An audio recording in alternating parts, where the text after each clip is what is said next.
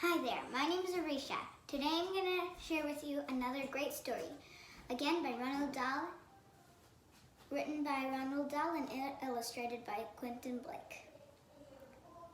This book is called James and the Giant Peach. James is a young little boy whose parents are eaten by a rhinoceros. James is sent to his two aunts, Aunt Sponge and Aunt Spicker. His aunts are very cruel to him. He feels very lonely as he does not have any friends. But one particularly hard day, James' luck changes. An old man appears in the backyard garden and offers James a packet of magical green objects. The old man tells him that if he follows his instructions, something peculiar, something spectacular will. James gets very excited. And he runs back to the house to follow the instructions. But he trips and falls. The magical green objects burrow into the ground. James is very upset. As he begins to resume his work, he hears his aunts shouting. He finds out that a peach has begun to grow on the top of a previous barren peach tree. As the three of them watch, the peach becomes larger and larger until it's bigger than the aunt's entire house. Aunt Sponge and Aunt Spicker want to take advantage of the situation. They set up a fence and began charging admission to see the peach. They don't want James to interfere because they fear that he will ruin the profit-making scheme. The night after the first day of visitors, James sneaks out of the house to visit the peach. He sees a hole at the bottom of the peach and realizes that this hole is an opening to a tunnel. He begins to crawl through, and he eventually enters the hollow peach pit at the center of the fruit, in the middle of the peach.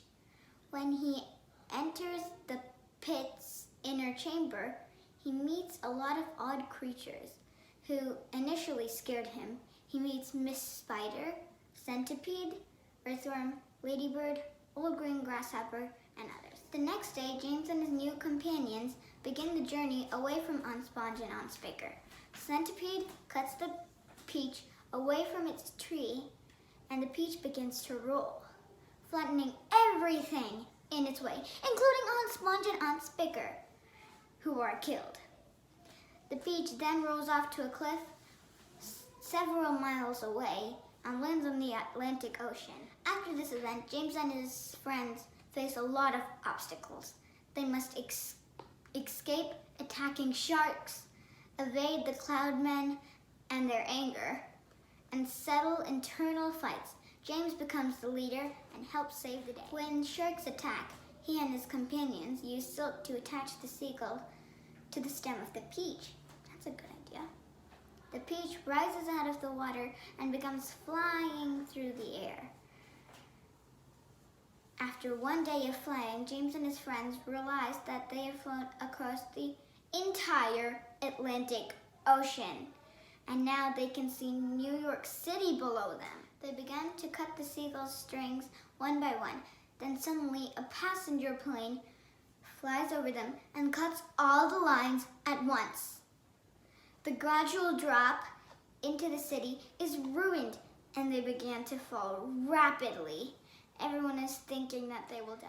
But they land safely on top of the Empire State Building.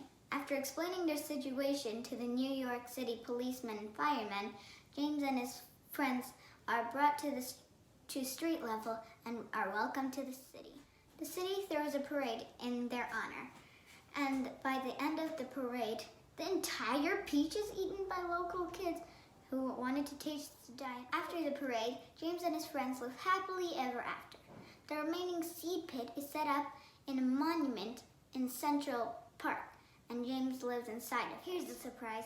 So many children visit him, hoping to hear his story, that he decides to write a book about the journey.